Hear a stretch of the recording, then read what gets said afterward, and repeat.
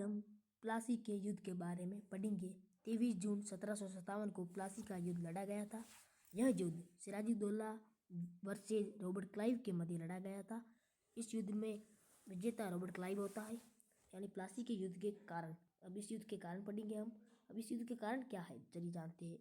सिराजुद्दौला ने बंगाल के नवाब ने ईस्ट इंडिया कंपनी के व्यापार पर रोक लगा दी थी, यानी जो बंगाल का नवाब उस समय सिराजुद्दौला था, उसने ईस्ट इंडिया कंपनी जो अंग्रेजों का व्यापार था उस पर रोक लगा दी थी, उसको बंद कर लिया था।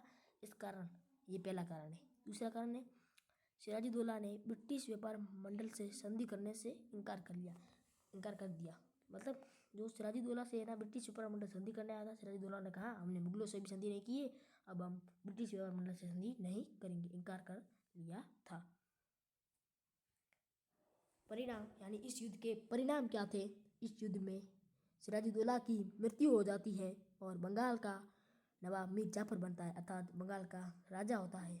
हमको नवाब कहना है क्योंकि बंगाल में नवाब कहते हैं, इसलिए बंगाल का नवाब मीर जाफर बनता है। नोट, ये नोट है महत्वपूर्ण बिंदु है, इसलिए मैंने नोट के रूप में लिखा है।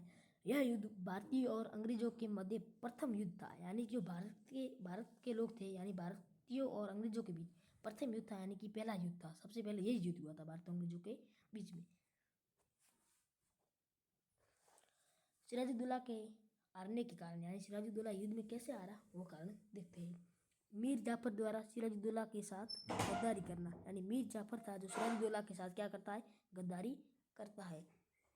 मीर जाफर द्वारा, यानी मीर जाफर जो सिराजुद्दौला का सेनापति था, वो रॉबर्ट क्लाइव अंग्रेज के साथ मिल जाता है और ये नवाब बनने के लालच में मिल जाता है, यानी उसको उत्साह था नवाब बनने का। उसने सोचा कि मैं नवाब बनूंगा, इसलिए रॉबर्ट क्लाइव ने कहा मैं तेरे को नवाब बना दूंगा, तो मेरे साथ मिल जा। इसलिए वो रॉबर्ट क्लाइव के साथ मिल जाता है। इस कारण सिराजुद्दौला युद्ध में हार जाता है, उसकी मृत्यु हो जाती है।